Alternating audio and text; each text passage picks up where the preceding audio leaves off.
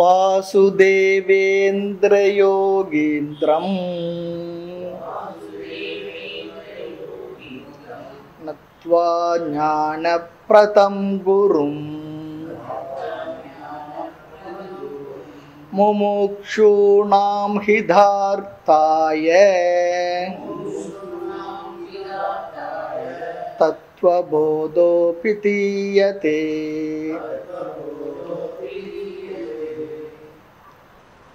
பிரம்மைவ அஹமஸ்மி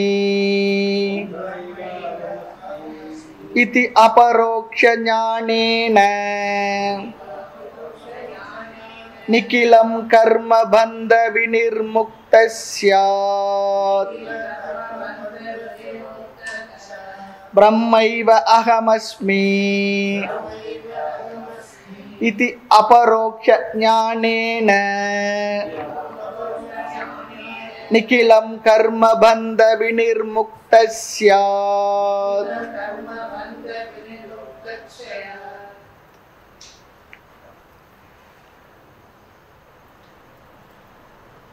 ஞானத்தினுடைய பலனை நாம் பார்த்து வருகின்றோம். ஞான பலன் ஜீவன் முக்தி விதேக முக்தி ரெண்டுன்னு சொல்லிப்பார். ஜீவன் முக்தி என்பது பிராரப்தம் முடிகின்ற வரை ஞான நிஷ்டைக்கு பிறகு இந்த உடலோடு இந்த உலகத்தில் வாழ்ந்து செல்வது சந்தோஷமா மகிழ்ச்சியா. ஜீவன் முக்தி என்றால் வாழ்ந்து கொண்டிருக்கும் பொழுதே இந்த உலகத்துல ஒரு ஞானியினுடைய நிலை. பிராரப்த முடிவில் இந்த உடலானது சென்றுவிடும்.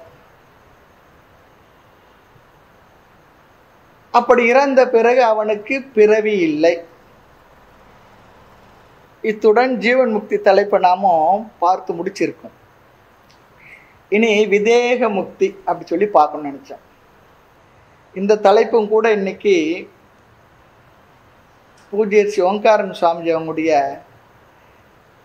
பரிபூர்ணத்துக்கு பிற்பாடு வரக்கூடிய ஒரு வகுப்பு.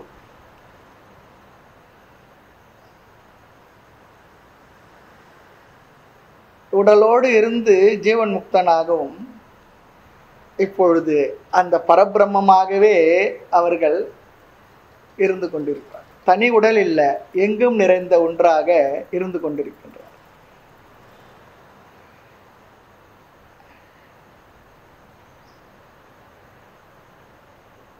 பிரம்ம ஏவ அகம் அஸ்மி.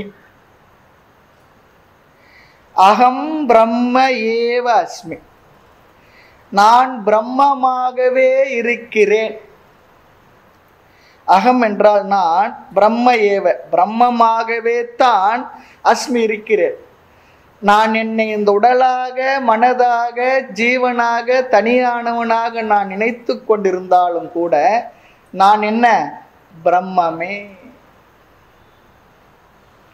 பிரம்மமாகத்தான் இருக்கேன். இதி என்கின்ற அபரோக்ஷ ஞானேன, இந்த அபரோக்ஷ ஞானத்தினாலே, அபரோக்ஷனா நான் அதுவாகவே இருப்பது, அது எனக்கு நான் அதுவாக தான் இருக்கேன். தெரியல முதல், இப்போ தெரிஞ்சிடு. நன்கு தெளிவாக தெரிந்த தெளிந்த ஞானம் அபரோக்ஷ ஞானம்.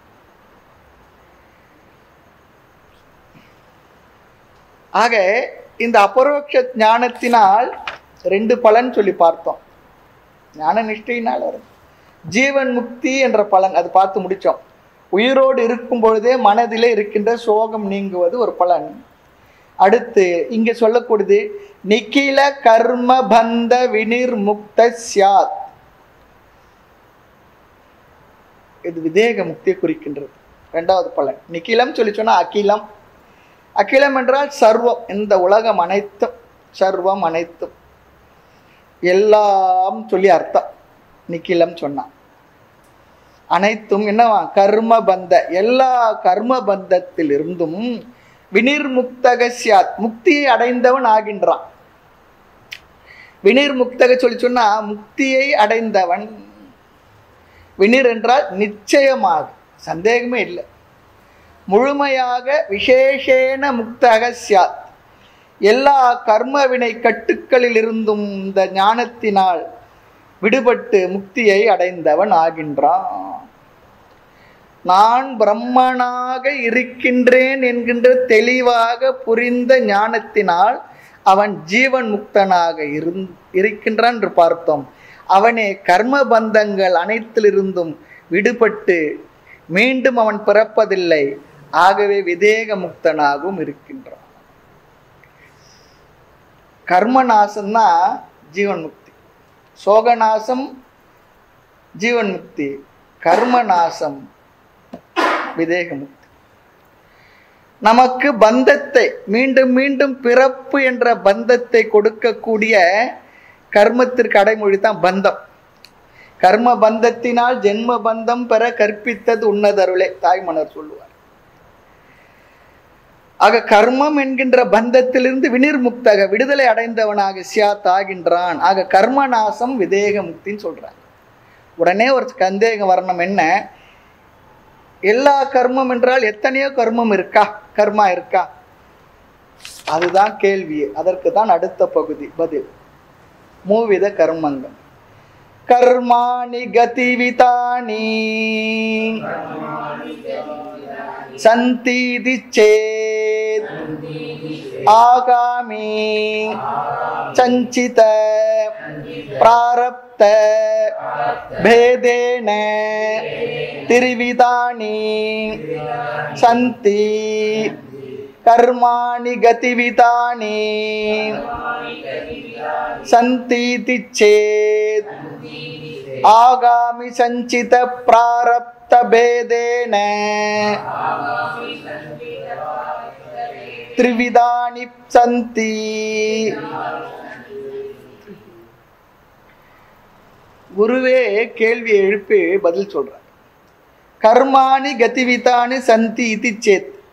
இதி சேத் நீ இவ்விதம் கேட்டால், எவ்விதம் இந்த மாதிரி உனக்கு சந்தேகம் வந்தால் என்ன சந்தேகம்?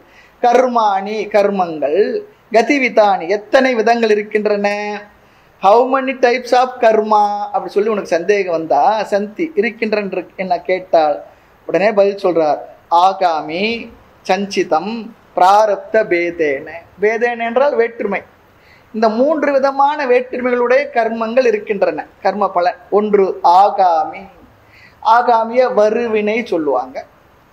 இரண்டாவது சஞ்சிதம், ஏற்கனவே இருக்கக்கூடிய பழைய வினைகள். மூன்றாவது பிராரப்தம், நுகர்வினை அல்லது அனுபவித்து கொண்டுள்ள வினை, நிகழ்வினை அல்லது நுகர்வினை.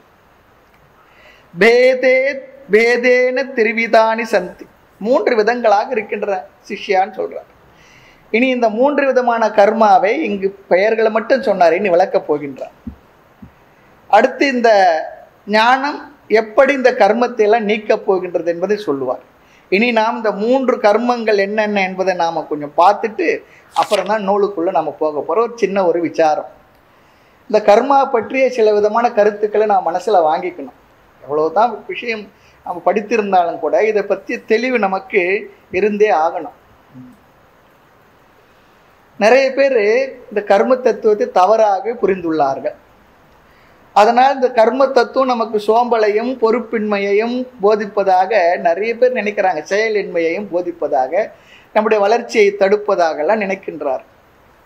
முயற்சியின்மைக்கு அது காரணமாகி விடுகின்றது என்று கருதுகின்றார்கள். ஆனால் சாஸ்திரத்தில் சொல்லி இருக்கிறபடி நாம் பார்த்தா கர்மா தியரி அப்படி சொல்லி இருக்கவில்லை. நிறைய விஷயங்கள் தவறாக தானே புரிஞ்சிருக்கும், அதுபோல் எதையும் தவறாக புரிஞ்சிருக்கும். நாம் சில பேர் ஏதாவது கஷ்டம் வந்தால் அது நம்முடைய தலையெழுத்து அப்படி சொல்லி சொல்கிறாங்க. தலையெழுத்துன்றால் நடப்பதற்கு நமக்கு சம்பந்தம் இல்லை அப்படி சொல்லி சொல்கிறாங்க. அடுத்து சில பேர் நாம் செய்ததுனால வரல அப்படி சொல்லி தட்டி கழித்து விடுகின்றார்கள். தலையெழுத்து இருந்தால் நடப்பது நடக்கட்டும், நான் முயற்சி செய்து என்ன பலன் அப்படின்னு சில பேர் சொல்கிறாங்க. ஆனால் இதெல்லாம் சரியா நம்முடைய பாவனைகள் கருத்துக்கள் சொல்லி பார்க்கணும். ஆனால் உண்மையாக கர்ம தத்துவத்தை நாம் படித்து பார்த்தா, கருத்தூண்டி தெளிவாக புரிந்து கொண்டால் அதை போல நம்முடைய வாழ்க்கைக்கு உதவி செய்கின்ற ஒரு தத்துவம் இருக்க முடியாது. இதை சரியாக புரிந்து கொண்டால் நம்மை உற்சாகப்படுத்தி நாம் நன்கு செயல்களை செய்து கொண்டிருக்கலாம். இந்த கர்ம பலனை எடுத்துக்கொள்ள விதத்தில் எடுத்துக்கொண்டு அதனால் நாம் பக்குவத்தையும் பெறலாம். அதுக்கு பயன்பட போகிறோம். அதான் சொல்லுவாங்க, இந்த கர்மா தியரியை போல நம்மை பக்குவப்படுத்துவது வேறு எதுவும் இல்லை. இந்த கர்மா தியரியில் முதல் கருத்து, கர்மா சொல்லி சொன்னால் கர்ம சொல்லி சொன்னால் செயல் சொல்லி அர்த்தம். செயல் நம்மிடத்தில் எந்தெந்த இடத்துல இருந்து உற்பத்தி ஆக சொல்லி சொன்னால் வாக்கிலிருந்து, வாயால் பேசுகின்றோமே அது கூட ஒரு செயல் தான். அப்புறம் மனசுனால நினைக்கிறோம் பாருங்க, மனசுனால சிந்திக்கிறது, அதுவும் ஒரு செயல் தான். அடுத்து உடலால் செய்வது, காய்கம் வாச்சிகம் மானசம், 3 இடத்துலேருந்து செயல்கள் உற்பத்தி ஆகின்றது. இதெல்லாம் பால பாடம். ஆக இப்படி நம்மிடத்திலிருந்து உருவாகுகின்ற ஒவ்வொரு செயலுக்கும் ஒரு விளைவு இருக்கின்றது. எல்லா செயலுக்கும் ஒரு விளைவு, ரிசல்ட் இருக்கு. இதுதான் அடித்தளமான பேசிக் பிரின்சிபல். ஆமாம், எந்த செயலாக இருந்தால் அதற்கு ஒரு பலன் இருக்கு. பகவானை ஒரு மனசார சொல்லி ஒரு புஷ்பம் எடுத்து போட்டோம்னா அதுக்கு ஒரு பலன் உண்டு. உடனே இல்லைன்னா கூட அதுக்கு ஒரு பலன் உண்டு, உடனே கிரெடிட் ஆகுது. எப்படி ஏடிஎம்ல பணத்தை போட்டாலும் கிரெடிட் ஆகுது, எடுத்தாலும் என்னென்ன அது டெபிட் ஆகுது, உடனே நமக்கு ஃபோன் மெசேஜ் வந்துடுது. அது போல ஆக ஒவ்வொரு செயலுக்கும் ஒரு விளைவு கண்டிப்பாக உண்டு. நாம் நடக்கிறோம், பேசுகிறோம், சிந்திக்கிறோம், நம் உடல் மனம் வாக்கு இது மூலமாக செய்கின்றோம். ஆகையினால every action has to produce result சொல்லுவாங்க. எந்த செயலாக இருந்தாலும் ஒரு பலனை கொடுத்து தான் தீரும்.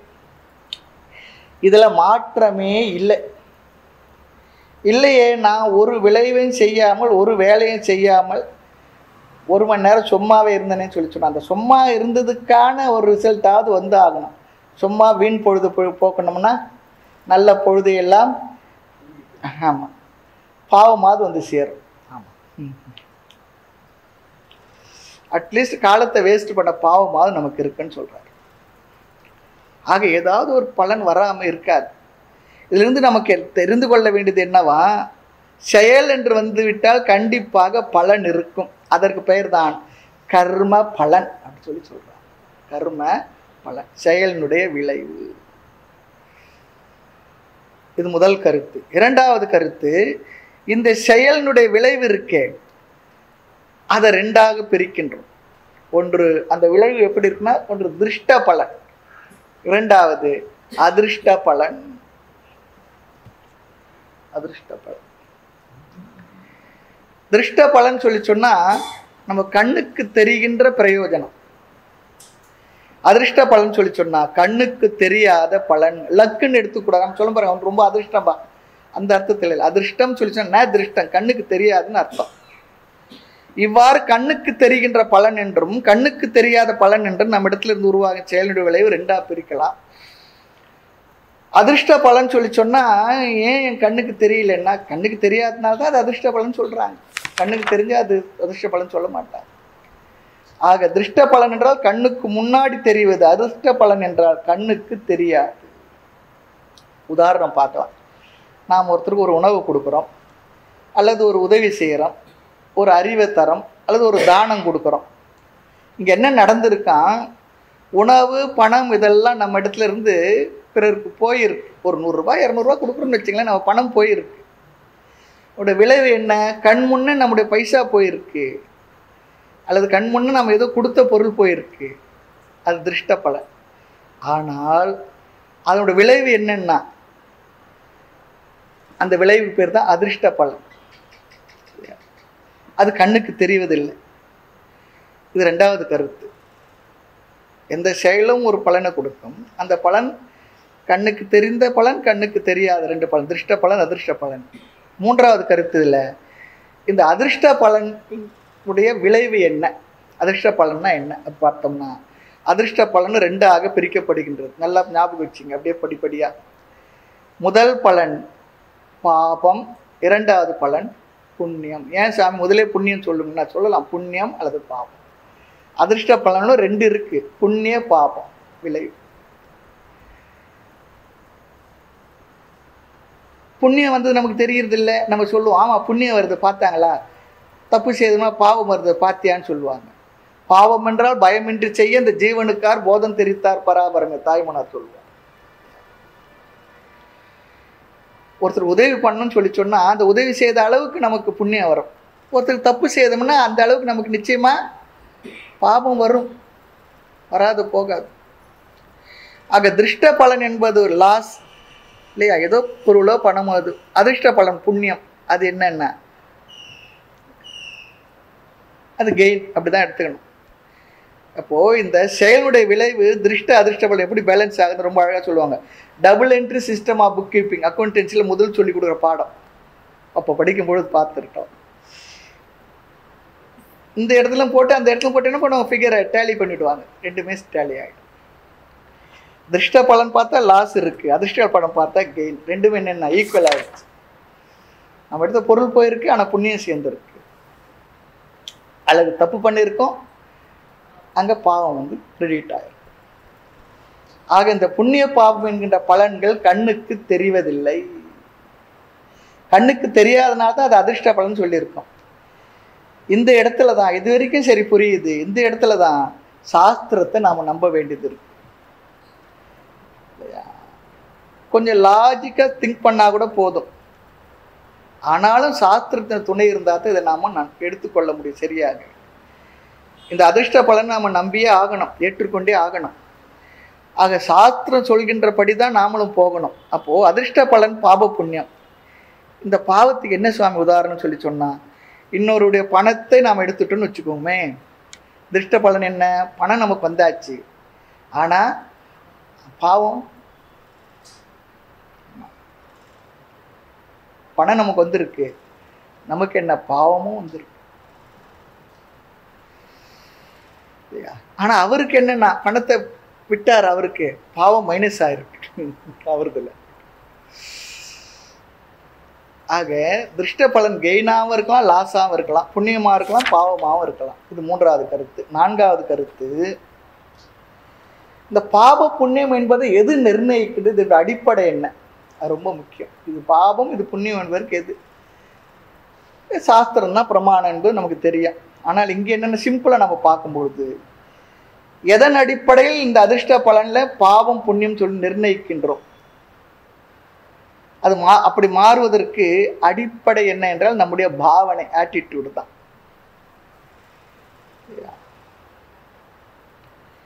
நம்முடைய ஆட்டிடியூடு தான். உதாரணம் பார்க்கலாம். டாக்டர் இருக்கார், ஒரு நோயாளி என்ன பண்ணுறார், வாளால் அறுத்து சுடினும் சொல்கிறப்போல ஏதோ ஆப்ரேஷன் பண்ணுறார், ட்ரீட்மெண்ட் கொடுக்குறார். ஆனால் என்ன ஆயிடுது, பேஷண்ட்டு ஏதோ ஒரு காரணத்தால் போயிடுறாரு வச்சுக்கோமே. அப்போ டாக்டருக்கு பாவமாக வரும். அவர் அந்த அடிப்படையில் பண்ணல, எப்படியாவது பிழைக்க வைக்கணும் தான் அவர் எல்லா ட்ரீட்மெண்ட்டும் பண்ணார். அவருக்கு பாவம் வராது, புண்ணியம்தான் வரும். வெளித்தோற்றத்தில் ஒரு உயிர் போயிருந்தாலும் கூட அவருக்கு அதிர்ஷ்ட பலனாக புண்ணியம்தான் கிடைக்கும். ஆகவே பாவனை நல்லதாக இருந்து பலன் தவறாக வந்தாலும் புண்ணியம்தான் கிடைக்கும். ஆகவே இது புண்ணிய பாவத்தை நிர்ணயிப்பது செயல் செய்பவனுடைய ஆட்டிடியூட், பாவனை தான்.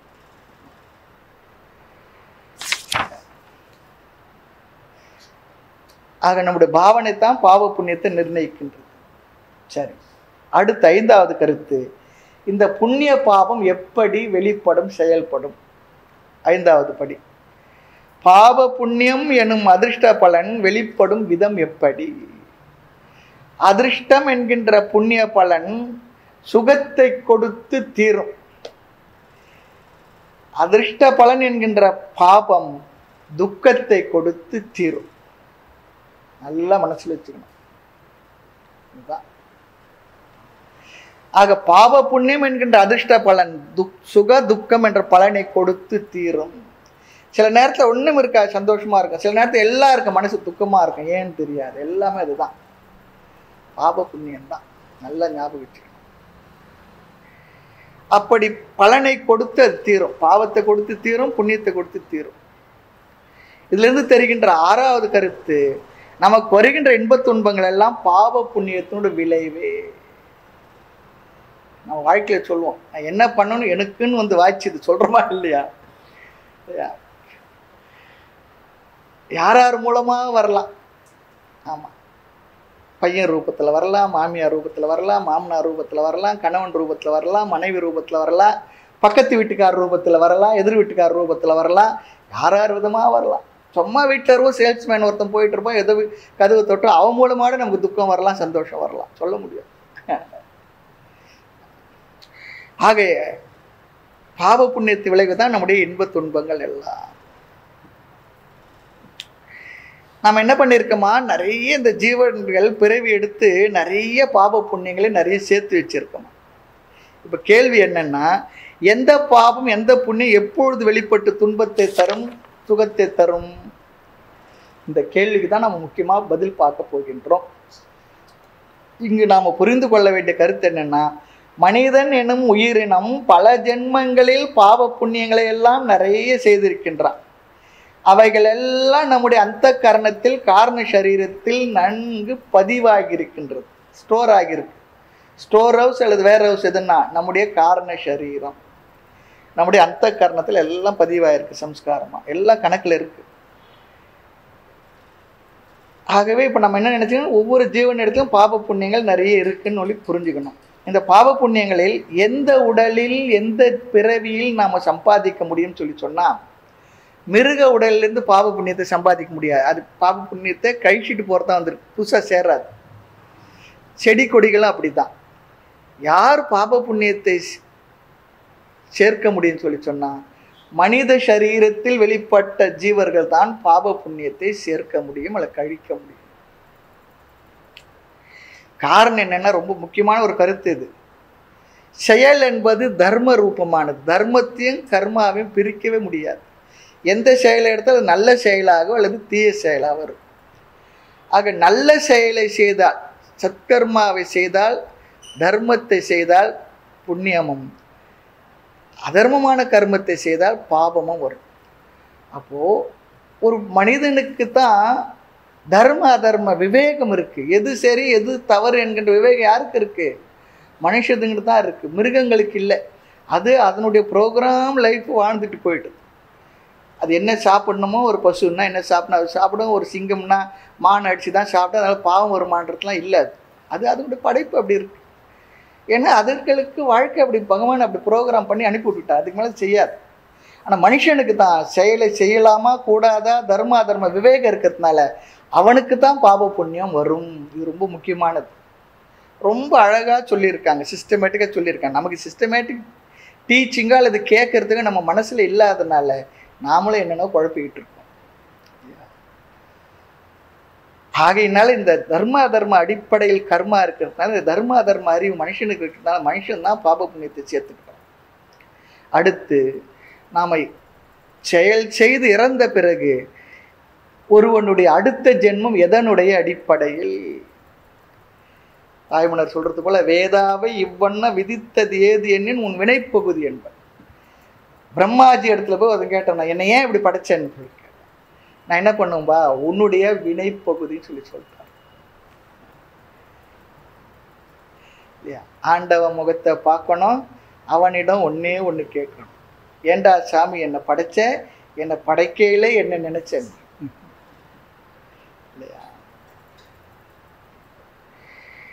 நம்மிடத்தில் உள்ள எண்ணில் அடங்காத பாப புண்ணியங்கள் அடிப்படையில் தான். அதில் புண்ணியம் அதிகமாக இருந்தால் வெளிப்பட்டால் தேவ சரீரம், அதற்கேற்ற உலகம், அதிக சுகம். பாவம் அதிகமாக வெளிப்பட்டால் மிருக சரீரம் அல்லது செடி கொடிகள், 4 காலில் 1 காலில் நிற்கிற சரீரம் கிடைக்கும். அவ்வளோதான். அவைகளுக்கெல்லாம் இந்திரியமும் குறைவு. இந்திரியம் குறைய குறைய சுகம் குறையும். இந்திரியம் அதிகமாக அதிகமாக நமக்கு அனுபவங்கள் சுகங்களும் அதிகமாகின்றன. அதே போல் துக்கமும் அதிகமாகின்ற, துக்கமும் குறைகின்ற. இந்திரியங்கள் குறைந்தால் கண் இருந்தால் அதுக்கேற்ற சுகம், காது இருந்தால் அதுக்கேற்ற சுகம் இல்லையா? அது போல தான். ஆக பாவம் அதிகமானால் கீழான ஜென்மங்கள், புண்ணியம் அதிகமானால் தேவ ஜென்மங்கள், மேலான ஜென்மங்கள். இந்த பாப புண்ணியம் ஓரளவிற்கு சமமாக வெளிப்பட்டால் அப்ப கிடைக்கிறதா என்னன்னா மனித சரீரம்.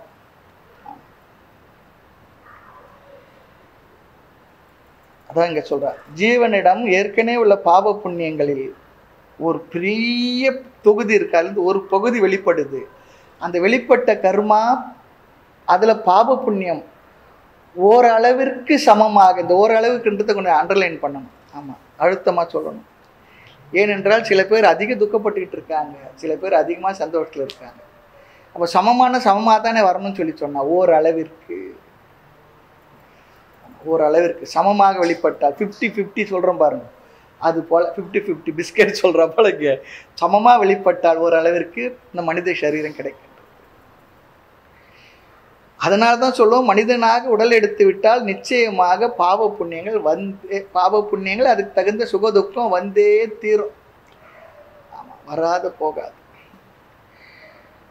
அந்த வெளிப்பட்ட பாவ புண்ணியத்துக்கு தகுந்தால் போல உடல், அதற்கு தகுந்தால் போல பெற்றோர்கள், அதற்கு தகுந்தால் போல சூழ்நிலை எல்லாம் கிடைக்கும். சில பேர் பிறக்கும் போதே பணக்கார வீட்டில் பிறக்கிறான், சில பேர் பிறக்கும் போது ஏழையாக பிறக்கிறான், சில பேர் பிறக்கும் போது ஏழையாக பிறக்கிறான், பின்னால் பணக்காரனா, சில பேர் பிறக்கும் போது பணக்காரனா பிறக்கிறான், அப்புறம் வேற மாதிரி ஆகிடும். எல்லாம் இருக்கு இல்லையா? பிறகு அது கிடைச்ச பிற்பாடு இந்த மனுஷன் என்ன பண்றான்னா, கிடைத்த மனித ஜென்மத்தை வைத்து கொண்டு மீண்டும் செயல்களை செய்கின்றான். சும்மா இல்லை, செயல் செய்யறான். அதனால என்ன, புதியதாக பாவ புண்ணியமும் வந்துடுது இல்லையா? இதெல்லாம் நமக்கு அறிவுக்கு லாஜிக்கலா இருக்கு, எதுவுமே இல்லாஜிக்கலா சொல்ல, ரொம்ப அழகா சொல்றான்.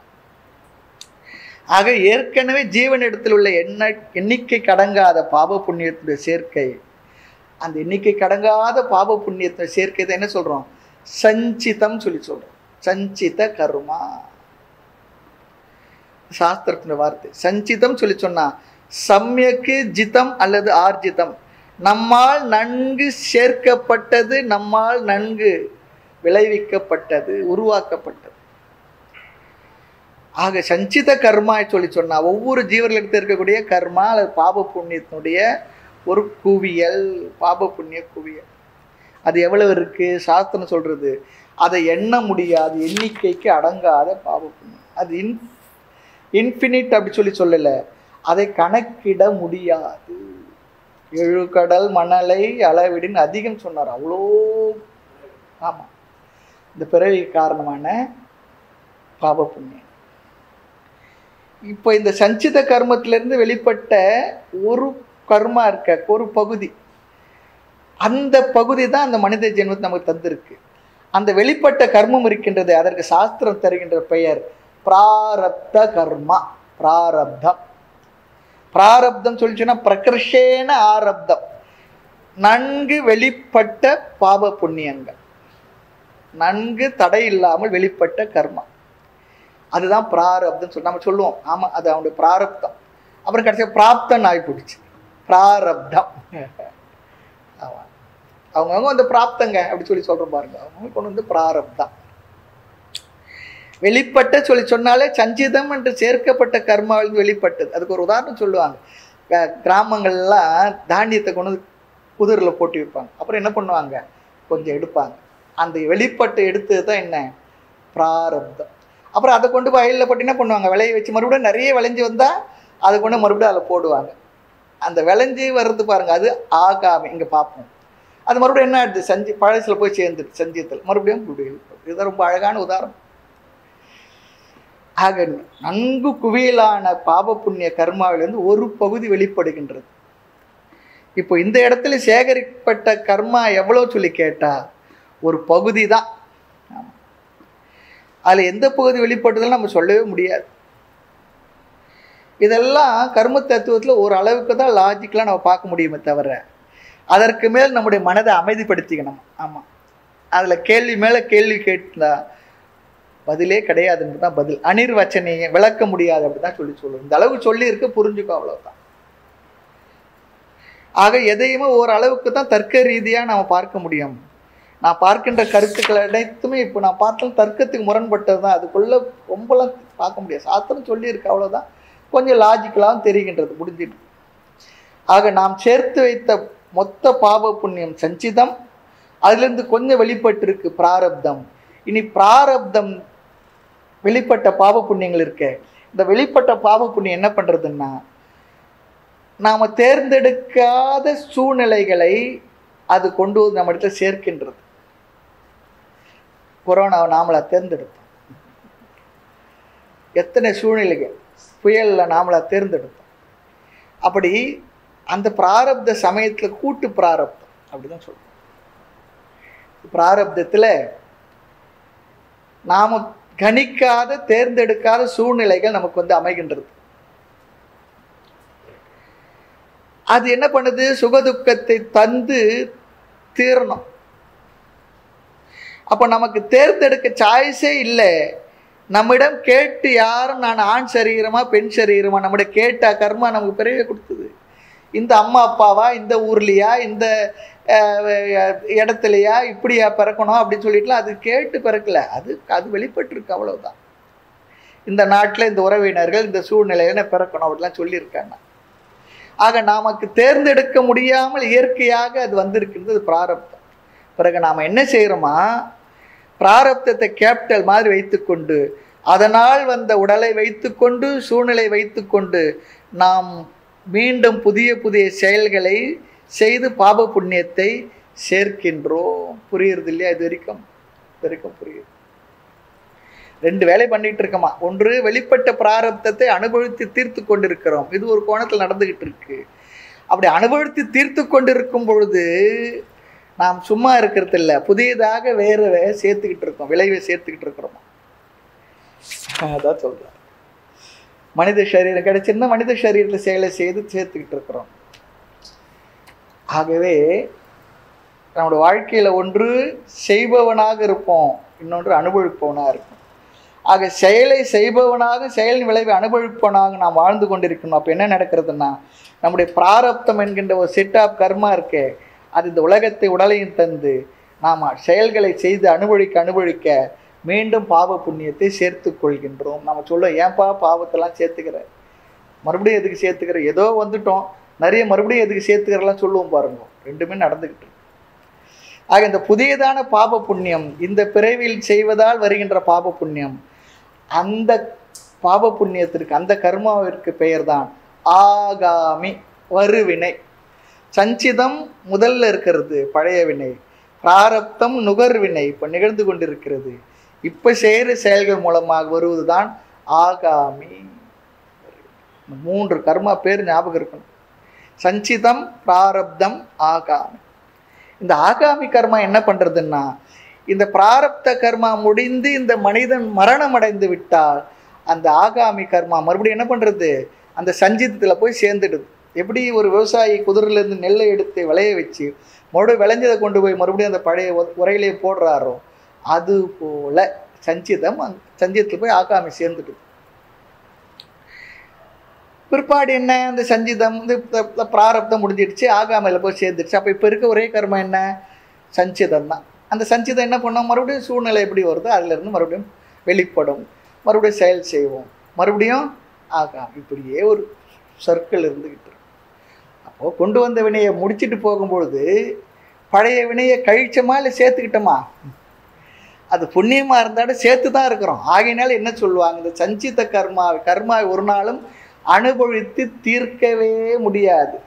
நல்ல கர்மாவாக இருந்தாலும் என்ன ஆகுன்னா அதுக்கும் பிறவி வரும், அதுக்கும் பிறவி உண்டு. அதனால கர்மாவை அனுபவித்து தீர்ப்பது என்பது அசம்பவாத், ஒரு நாளும் நடக்காத விஷயம். இதுவும் நம்ம மைண்டில் இருக்கணும். நிறைய புண்ணியம் செய்தால் புண்ணியத்துக்கு என்ன, பிறவி உண்டு. அதலால் பிறவி வேண்டேன்னாரு கரங்கமா நகருள்ளார். பிறவியே வேண்டாம். சரி, ஆக இப்போ இருக்கிறது ஒரே ஒரு கர்மா தான், அதிர்ஷ்ட பலன் பாப புண்ணியம் தான் சஞ்சிதம், அது தொகுதியாக இருக்கு. சரி,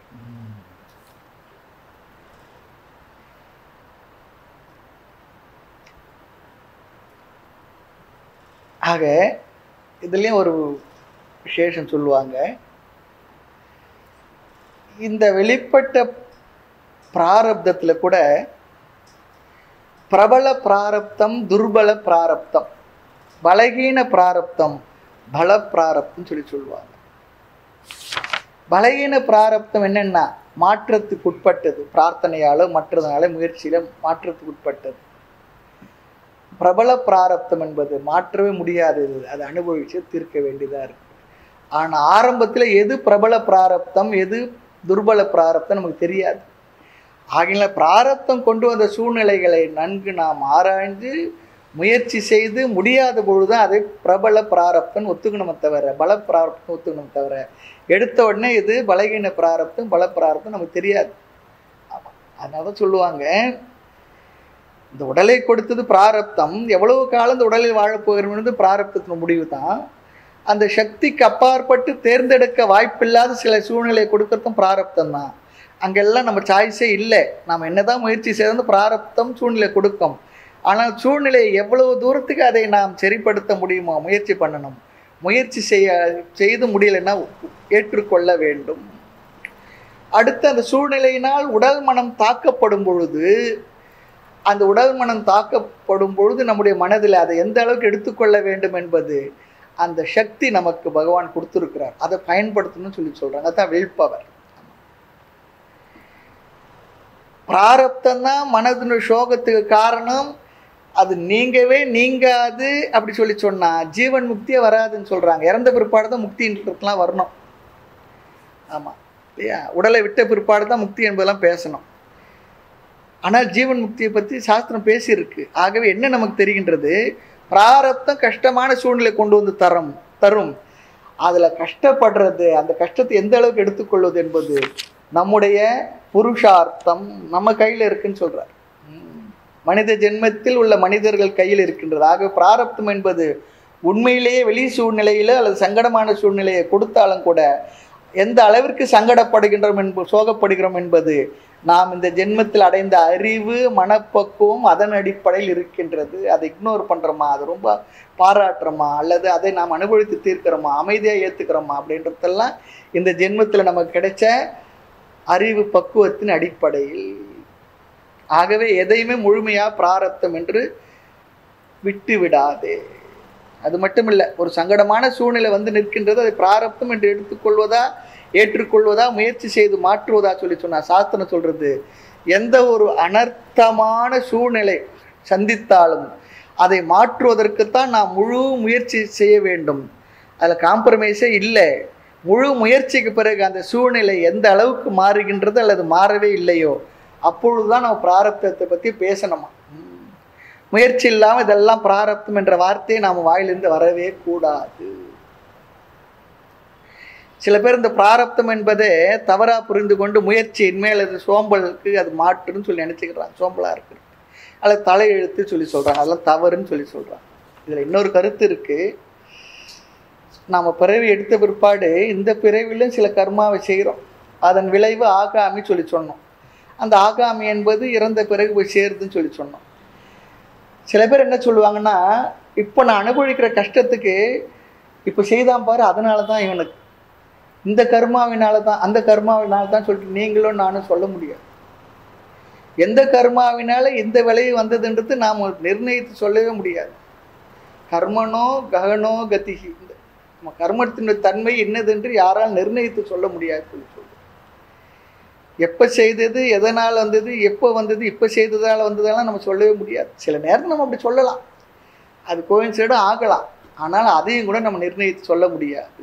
ஆகவே தான் என்ன சொல்லுவாங்க, கர்ம தத்துவத்தை படிக்க படிக்க அதிகமாக நமக்கு தெரிவது என்னதான், நமக்கு ஒன்றும் தெரியாதுன்னு தான் தெரிஞ்சுக்கோமா. அதிகமாக ஒன்றும் தெரியாது, அதுதான் நமக்கு தெரிய வரும்னு சொல்கிறார். ஆனாலும் தெரிந்து கொள்ளணும். எந்த அளவிற்கு தெரிந்து கொள்ள முடியாது என்கின்ற அளவிற்கு தெரிந்து கொள்ளணும்னு சொல்லி சொல்கிறார். ஆக எந்த அளவிற்கு மட்டும் தெரிய வேண்டியது இருக்கோ அதையும் நாம் தெரிந்து கொள்ள வேண்டும்.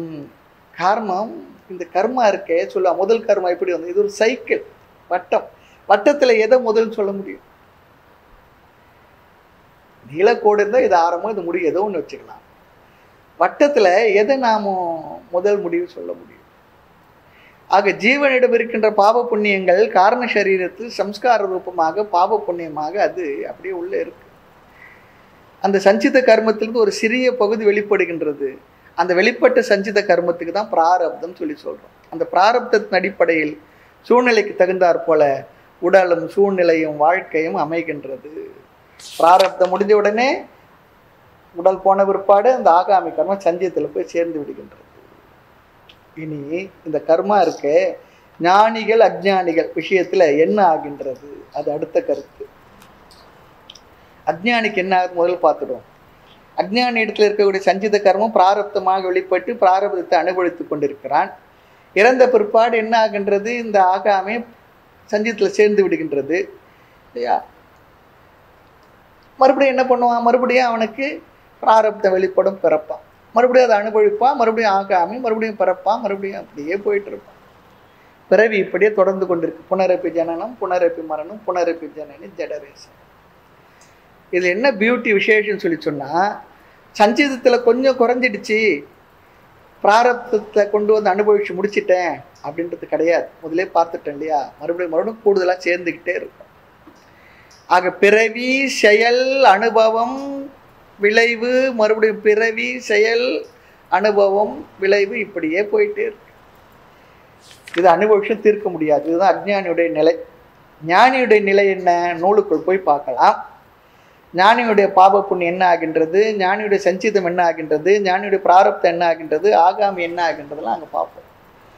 இனி இந்த கர்ம தத்துவத்தை இவ்விதம் புரிந்து கொள்வதால் நமக்கு என்ன பலன் கிடைக்கின்றது, அதான் பார்க்கணும். கர்மா தியரி சரியாக புரிஞ்சுக்கிட்டா நமக்கு கிடைக்கக்கூடிய அட்வான்டேஜ் என்ன, அதை தான் இப்போ நாம் பார்க்க போகின்றோம். முதல் பலன், இந்த உலகத்தில் நிறைய விதமான வேற்றுமைகள் இருக்குது. விதவிதமான மனிதர்களுக்குள்ளே எத்தனை வேற்றுமை, ஒரே தாய் வீட்டில் பிறந்தாட அந்த மனிதனுக்குள்ளே எத்தனை வேற்றுமை, ஒரு மனிதனோட வாழ்க்கையில் எத்தனை விதமான ஏற்றத்தாழ்வுகள் எல்லாம் இருக்கின்றது.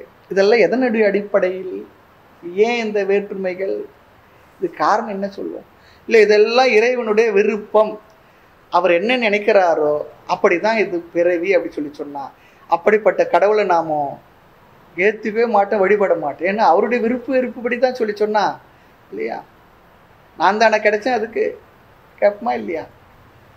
நான் தானே கிடைச்சேன், நான் ஒரு விளையாட்டு பிள்ளை.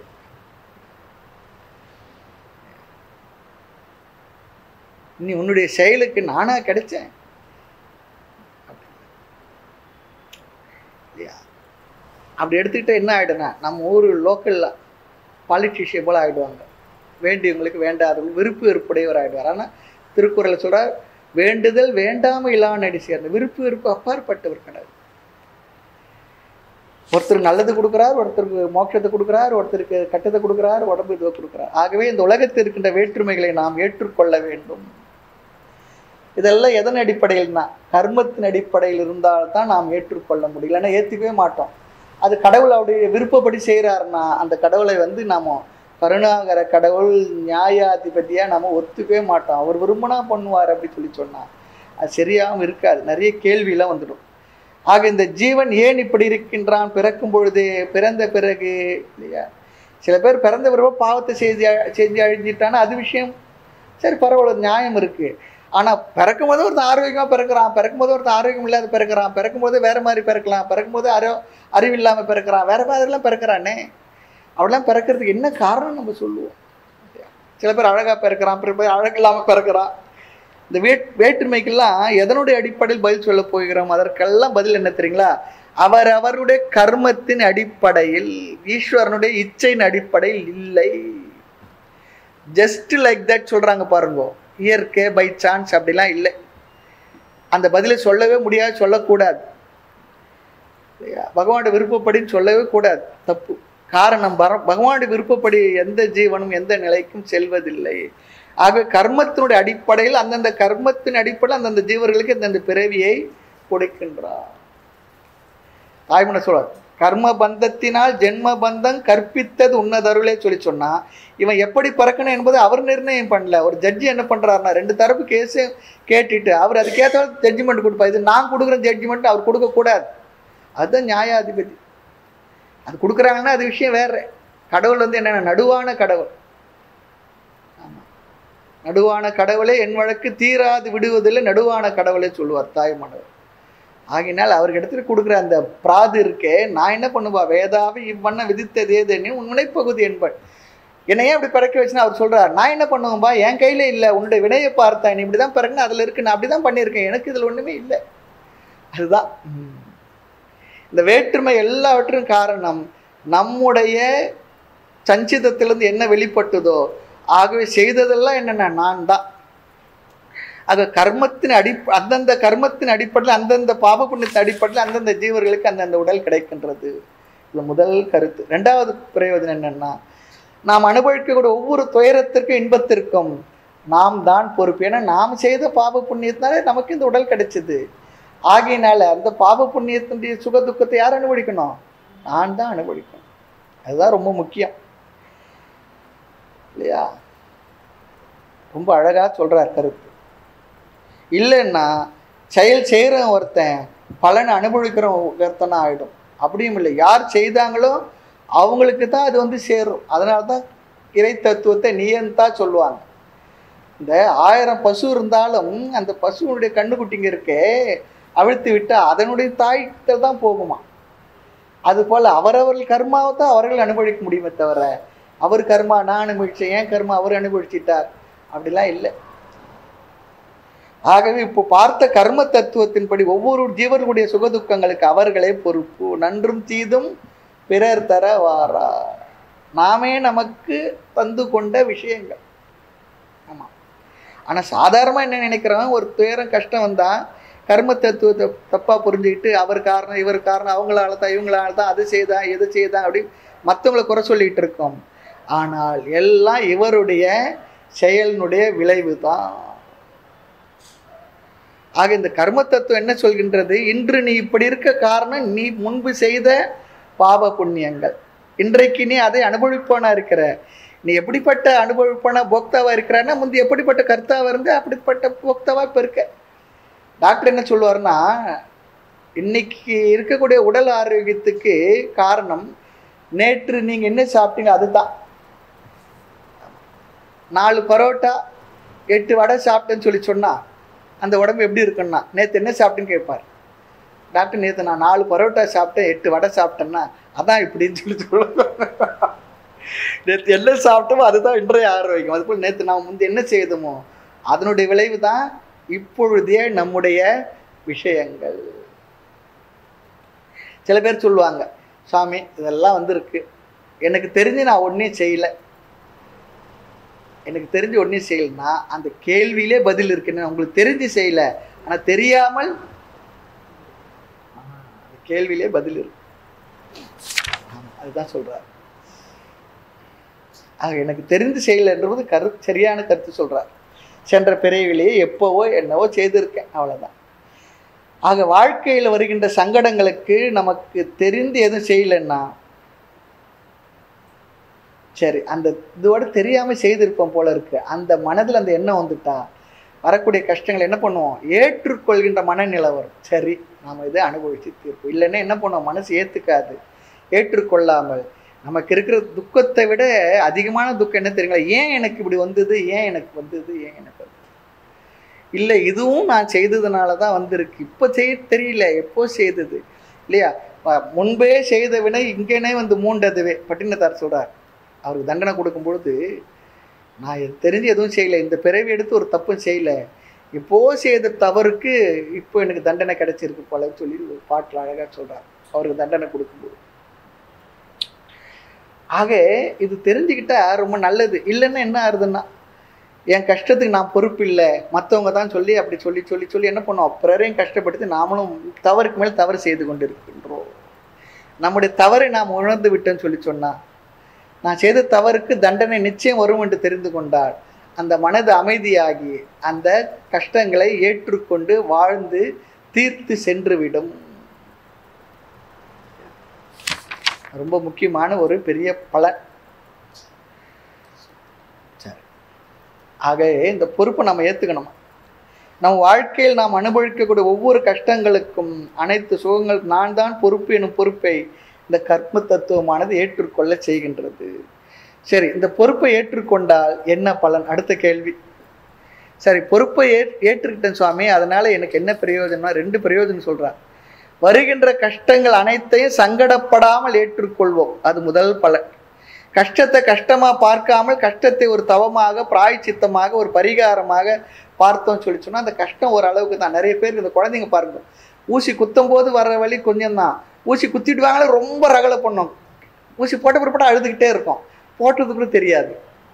அதுபோல் நம்ம எல்லாருமே கஷ்டன்றதை விட வந்துடுமோ வந்துடுமோ வந்துடுமோ வந்துட்டுதே அதுதான் அதிகமாக இருக்க தவிர அந்த கஷ்டத்தினால அனுபவிக்கக்கூடிய துயரம் குறவுதான் சொல்லி சொல்கிறாங்க. அது இயற்கையில் இருந்துகிட்டு இருக்க ஒரு விஷயம். ஆக வருகின்ற கஷ்டங்களை எல்லாம் ஏற்றுக்கொண்டு அதை நாம் அனுபவிக்க பழகி கொண்டால், அந்த சக்தியை உருவாக்கி கொண்டால் கஷ்டமானது கஷ்டமாக தெரியாது, கஷ்டம் கஷ்டப்பட்டு ஓடிடும். அடுத்து ஒரு பிரயோஜனம், 2வது பிரயோஜனம், எதிர்காலத்துக்கு நம்ம தயாராகிடுவோமா. நேற்று நான் எப்படி இருந்தேனோ அதனுடைய அடிப்படையில் இன்னைக்கு நான் இருக்கிறேன் இல்லையா, நேற்று சாப்பிட்ட உணவுடைய அடிப்படையில் இன்றைய ஆரோக்கியம், இன்றைக்கு நான் எப்படி இருக்கணும், அதுதான் நாளைக்கு ஆரோக்கியத்தை நிர்ணயம் பண்ணும். ஆக என்னுடைய எதிர்காலத்துக்கு நான் தான் பொறுப்பு, வேறு யாரும் பொறுப்பில்லை. குழந்தையா இருக்கும்போது அப்பா அம்மா பொறுப்பு, கொஞ்சம் வளர்ந்து விட்டால் நம்முடைய வாழ்க்கைக்கு நாம தான் பொறுப்பு இல்லையா? இது ரொம்ப முதல் பிரயோஜனம் நம்ம தெரிஞ்சுக்கணும் இல்லையா? என்னதான் நாம புத்திசாலியா இருந்தா கூட, நம்ம அப்பாவை விட புத்திசாலியா இருந்தாலும் கூட அப்பாவை ஈஸியாக ஏமாத்திடலாம். ஆனால் உனக்கு நீ தான்பா பொறுப்பு நம்ம சொல்ல. இங்கே பாரு, அப்பா எல்லாம் ஒன்று செய்து கொடுத்துட்றேன், என்னை ஏமாத்திட்டு தான் நினைக்காத, நீ தான் பொறுப்பு, நீ தான் படிக்கணும். படிக்கிறது எல்லாம் சூழ்நிலை உருவாக்கி கொடுக்கலாம். படிக்கிறவங்க பாவடை பண்ணால் என்ன பண்ண முடியும்? அப்பாவை ஏமாத்த தான் நினைக்கலாம், பின்னால் அவன் தான் கஷ்டப்பட போகிறான். ஆக அவங்கவுங்க வாழ்க்கைக்கு அவங்கவுங்க தான் ரெஸ்பான்சிபிள். இது புரிஞ்சால் போதுமா? இது புரியாததுனால தான் என்ன பண்ணுறோம், மற்றவங்களாம் நம்ம வாழ்க்கைக்கு பொறுப்பு பொறுப்புன்னு நாம நினச்சிக்கிட்டு அவங்களெல்லாம் தாங்கி கொண்டு இருக்கின்றோம். அதுதான் சொல்கிறேன். ஆகவே என்னை யாரும் கண்காணிக்க வேண்டாம், என்னுடைய வாழ்க்கைக்கு நான் தான் ரெஸ்பான்சிபிள். என்னுடைய வாழ்க்கையை நான் தான் அழித்து கொள்வேன், அல்லது என்னுடைய வாழ்க்கைக்கு நான் தான் உருவாக்கி கொள்வேன். ரெண்டுமே என்னுடைய கையில் தான் இருக்குது. உத்தரே தாத்மனோ ஆத்மானு சொல்லிச்சு. உன்னை நீ தான் உயர்த்தி கொள்ள முடியும், உனக்கு நீ தான் நண்பன், உனக்கு நீ தான் பகைவன் சொல்லுவார். ஆக என்னுடைய எதிர்காலத்தை நாம் நிர்ணயம் செய்து கொள்ளலாம், கர்ம தத்துவத்தை ஒழுங்காக புரிந்து கொண்டால். இந்த உறுதி கர்ம தத்துவத்தை புரிந்து கொள்வதால் நமக்கு கிடைக்கக்கூடிய இரண்டாவது பிரயோஜனம். அழகா சொல்றேன். ஆகினால கர்ம வினை என்று சொன்ன நிறைய பேர் என்ன நினைக்கிறாங்க, தலையெழுத்து என்று சொல்லி எங்கேயோ பார்க்குறாங்க. கர்ம தத்துவத்தை பற்றி சொல்லும்பொழுது தலையெழுத்து எங்கேயோ பார்க்குறத விட தலையெழுத்துன்னு கண்ணாடியை பார்க்கணும். பார்த்தா என்ன ஆகுன்னா, நாம தான் தெரியும், நாம தான் பொறுப்புன்னு ஆகணும். கண்ணாடியை பாருன்னார் ஒரு சாமி. தலையெழுத்துல இல்லை, பாரு, கண்ணாடியில் பாரு, நீ தான் இருப்ப, நீ தான் பொறுப்பு. ஆமாம் இல்லையா? ஆக இந்த கர்மத்தினால என்னன்னா இன்னொன்று இருக்குதுல, நாம் செய்த கர்மாவுடைய விளைவு இன்னொருத்தருக்கு டிரான்ஸ்ஃபர் ஆகாது இல்லையா? 7 ஜென்மத்துக்கு நாம் செய்து நமக்கு தான் வந்து சேரும். இதில் ஜாயிண்ட் கர்மான்னு ஒன்று இருக்குது. ஏன்னா நம்ம செய்த வினைக்கேற்ப எந்த தாய் வைத்து, எந்த தகவல் வைத்து, எந்த சொந்தக்கார பந்தியில், எந்த ஊரில், எந்த மொழி பேச, எந்த நாட்டில் பிறக்கணும்னு ஜாயிண்ட் கர்மா இருக்குது. ஆமாம், அது இருக்குது. அது வேறு. சமஷ்டி பிராரப்தம்னு ஒன்று இருக்குது. இன்றைக்கி எல்லாரும் சமஷ்டி பிராரப்தம் அனுபவிச்சுட்டு இருக்குமே, உலகமே அனுபவிச்சுட்டு இருக்கு இல்லையா? உலகமே பயந்து நடுங்கி அனுபவிச்சு, கண்ணுக்கு தெரியாத ஒரு எதிரி இடத்துல உலகமே அனுபவிச்சுட்டு இருக்கு. ஆக யார் செய்தார்களோ அவர்கள் தான் அதை அனுபவிப்பார். யார் கர்த்தாவோ அவர்கள் தான் போக்தா. இதுதான் நியதி. நான் ஒரு செயலை செய்தால் அதற்கு காரணம் நான் தான், அந்த பலனை நான் தான் அனுபவிக்கணும் சொல்லுவாங்க. உப்பை தின்னவன் எல்லாம் சாதாரண சிம்பிளாகவும் பெரியவங்க சொல்லி வச்சுட்டு போயிருக்கா எல்லாம். அதுதான். ஆமாம், முழு பொறுப்பு என் வாழ்க்கைக்கு நான் தான். நடந்ததற்கும் நான் தான், இனி நடக்க போகிறதுக்கும் நான் தான் பொறுப்பு. இப்படி டோட்டல் ரெஸ்பான்சிபிலிட்டி பர்சன் ஆக்குறது தான் கர்மத்தியனுடைய பிரயோஜனம். ஆனால் ரொம்ப பேர் என்ன பண்ணுறாங்க, கர்ம தத்துவத்தை ஜஸ்ட் ஆப்போசிட்டாக புரிந்து கொண்டு தவறாகவே அர்த்தம் செய்து கொண்டு வருகின்றார்கள்.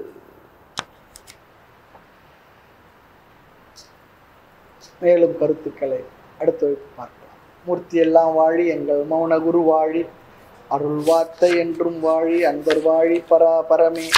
ஐயனே எனதுள்ளே நின்று அனந்த ஜென்மங்களாண்ட மெய்யனே உபதேசிக்க வெளிவந்த குருவே போற்றி. உய்யவே முக்தி நல்கும் உதவிக்கோர் உதவினாயேன், செய்யுமாறொன்றும் காணேன் திருவடி போற்றி போற்றி.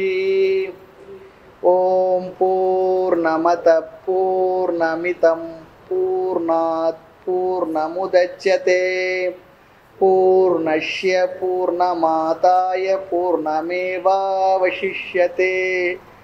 ஓம் சாந்தி சாந்தி சாந்தி. ஹரிஹி ஓம். ஸ்ரீ குருப்யோ நமः. ஹரிஹி ஓம்.